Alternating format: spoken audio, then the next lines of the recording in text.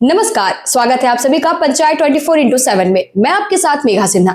धनबाद में नगर निकाय चुनाव समाप्त हो चुका है। जनता ने अपने मताधिकार का प्रयोग कर लिया है। ऐसे में हमारे साथ है मेयर पद के प्रत्याशी रवि बुंदेला जी। आइए उनसे कुछ बातचीत करते हैं, उनकी रणनीति और योजनाओं के बारे में जानते हैं। नमस्कार नमस्कार सर। मतदान खत्म हो चुका है, ऐसे में आपको क्या लगता है कि पूरी जनता का समर्थन कैसा रहा है आपके लिए? देखिए, पहली बात, इस बार पहली बार हम लोग चुनावी राजनीति में आए हैं। और आज से 4 महीने पहले जब हम लोग इस धनबाद के क्षेत्र में थे और जब हम लोगों ने कदम रखा था, तो हम लोगों ने एक सोच, एक धनबाद को एक नए धनबाद को बनाने की सोच के साथ धनबाद इस राजनीति में आए थे। तब से हम लोग धनबाद घूम रहे हैं, हर एक इलाके में घूमे हैं, 55 वार्ड में गए हैं। अपनी बात रखी है। जो धनबाद के लोग हैं उन लोगों ने अपनी बात रखी हमारे साथ। पिछले 4 महीनों का एक सारांश निकालें तो जो कोशिश हम लोगों ने की, कुछ एक आध जगह छोड़ दें अगर तो, लेकिन लोग अपनी बात अब खुल के अपनी बात रख पा रहे हैं। हमारी कोशिश यही थी कि लोग अपनी बात रखें। जो मेरी समस्याएं हैं मैंने अपनी बात रखी। धनबाद के लोगों की जो समस्याएं हैं, जो पिछले 20 सालों की नाकामियां हैं, जो पिछले 20 सालों में धनबाद को होना चाहिए था जिस जगह पे, वो उन सब बातों को हम लोगों ने रखा। और आज जो 20 साल में जो मूलभूत समस्याएं हैं उन्हीं पे अगर हम लोग आज भी बात कर रहे हैं तो नाकामी है इस सिस्टम की या यहाँ के जनप्रतिनिधियों की। तो लोग अब खुल के अपनी बात रख रहे हैं। हमें लोगों का साथ मिला है और भरपूर मिला है। लोगों ने एक प्यार बोलिए या एक विश्वास बोलिए, वो हमारे साथ दिखाया है। बाकी इलेक्शंस में क्या होंगे क्या नहीं होंगे ये भविष्य की गर्भ में है, 2 दिन में वो पता चल जाएगा।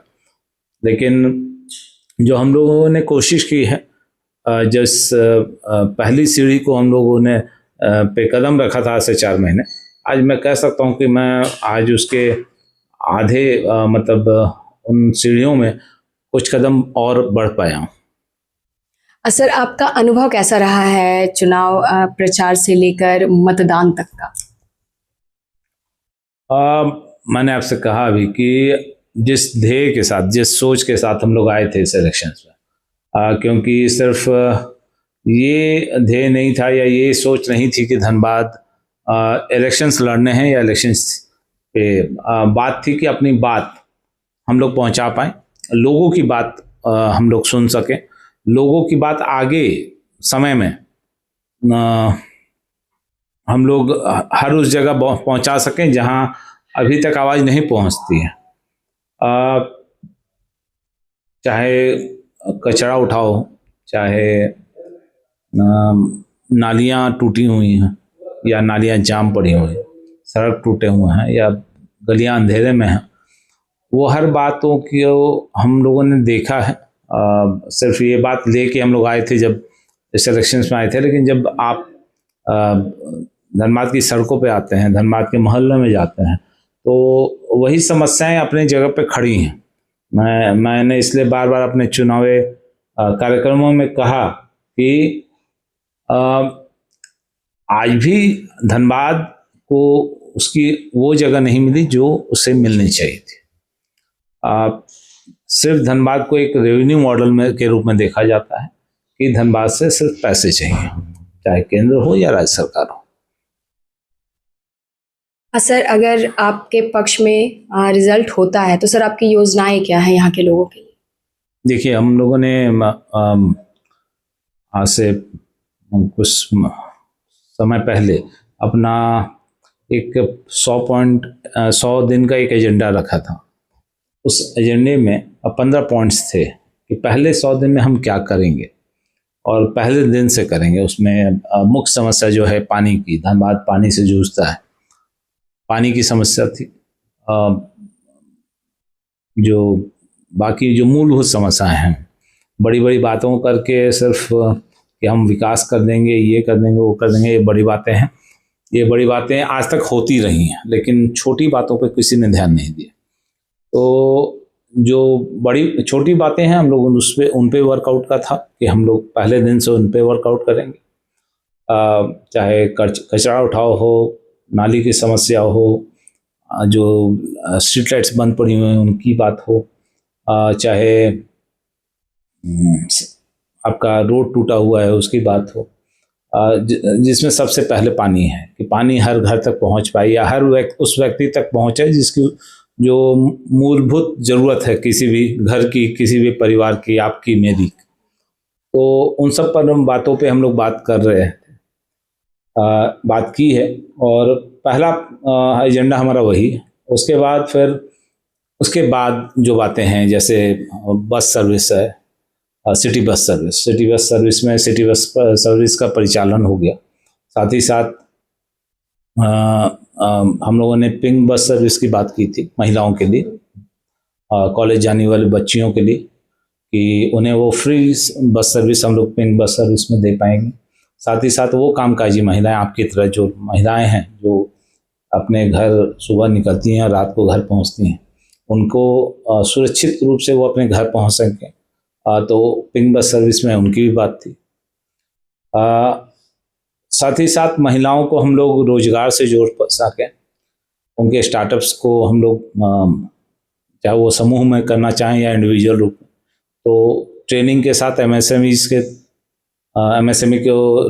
के साथ वो हम लोग उनको जिस भी रूप में वो अपना व्यवसाय करना चाहते हैं, छोटे रूप में, बड़े रूप में, उसमें उनको हम लोग प्रोत्साहित करें और साथ ही साथ उनको बैंकिंग से लोन अवेलेबल करवा पाएँ। और सेम चीज़ हम लोग युवाओं के साथ भी करना चाह रहे हैं। ये हमारे एजेंडे में है कि युवाओं को भी रोजगार से जोड़ेंगे, नहीं तो आज धनबाद में क्राइम रेट भी बढ़ा है, सब कुछ बढ़ रहा है। तो अगर युवा रोजगार से जुड़ेंगे तभी वो आगे बढ़ पाएंगे, वो बेहतर सोच पाएंगे। महिलाएं रोजगार से जुड़ेंगी, स्वरोजगार कर पाएंगी, तो वो बेहतर भविष्य तैयार कर पाएंगी, अपने घर को बेहतर कर पाएंगी, अपने समाज को बेहतर कर पाएंगे, शहर को बेहतर कर पाएंगे। तो हर एक का योगदान है। तो ये सब चीज़ें हैं। इसके अलावा व्यवसायियों के लिए जो उनके जो चार्जेस लगते हैं, जो चाहे अलग अलग तरह के चार्जेज हैं, उनको उनके हिसाब से बहुत ज़्यादा चार्जेज ना हो पाए, उसका एक प्लान है हमारे पास। उस प्लान पे हम लोग उसकी बात की थी। साथ ही साथ जो होल्डिंग टैक्स, वाटर टैक्स, अलग अलग टैक्स का दिया गया है, धनबाद के लोगों पर बोझ बनाया गया है, उसको सुचारू और एक बेसिक प्लान पे हम लोग काम करें। अब होता क्या है कि धनबाद जैसे ये शहर क्षेत्र है, सरायढेला या बैंक मोड़, यहाँ के व्यवसायी भी वही टैक्स देते हैं, झरिया का व्यवसायी भी वही टैक्स देता है, कतरास का भी व्यवसायी वही टैक्स देता है, या होल्डिंग टैक्स भी लगभग वही लगते हैं। लेकिन आज अगर आप एक बेसिक बात कर लीजिए कि जो सरायढेला थाना क्षेत्र है या इस इलाके में जो व्यवसाय कर रहे हैं, उनकी स्थिति, उनको वो जो बिजनेस कर रहे हैं और उनकी प्रॉपर्टी टैक्स वगैरह समझ में आ सकता है कि अपग्रेड होता है, सब कुछ होता है। लेकिन जो झरिया है, झरिया में जो प्रॉपर्टी टैक्स वगैरह है, वहाँ का प्रॉपर्टी का वैल्यू जीरो है। आज के समय में वहाँ पे आप अपनी प्रॉपर्टी बेचने जाइएगा, जीरो है, क्योंकि नीचे कोयला जल रहा है। तो हम सेम टैक्स कैसे उनसे भी ले सकते हैं? तो वो जो भेदभाव है उसे दूर करने की बात है।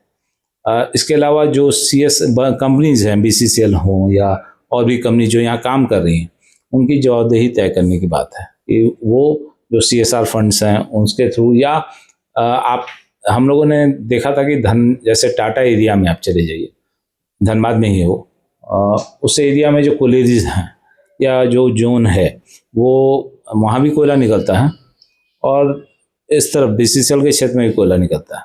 लेकिन वहाँ पे पानी का छिड़काव, सब कुछ मेंटेन्ड है, हर चीज़ें होती हैं।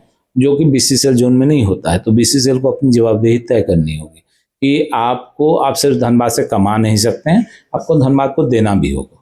तो ये सब चीज़ें बातों पे हम लोगों ने एक वर्कआउट किया हुआ है, एक रणनीति बनाई हुई है। अगर हम लोग आते हैं तो पहले दिन से उन पे काम करेंगे और हर एक की जवाबदेही तय करेंगे। सिर्फ इसकी बात नहीं होगी कि मेयर की कुर्सी पर कोई बैठ गया और फिर जैसा है चल रहा है वैसा ही चलता रहेगा। हर पहले दिन से ही उनकी जवाबदेही तय होगी। जो भी लोग हैं, चाहे जो मेयर, मैं मेयर बनूंगा तो मैं, मेरे साथ जो लोग होंगे वो, जो अफसर हैं वो, हर एक की एक जवाबदेही तय होगी कि उन्हें धनबाद को देना है। धनबाद से अब लेने का हिसाब बंद करना होगा। बिल्कुल सर, और हमारी पूरी टीम की शुभकामनाएं आपके साथ है। ईश्वर करे कि आप मेयर पद के लिए चुने जाएं और धनबाद का पूरा विकास करें। मेरे सहयोगी संस्कार केडिया के साथ मैं मेघा सिन्हा।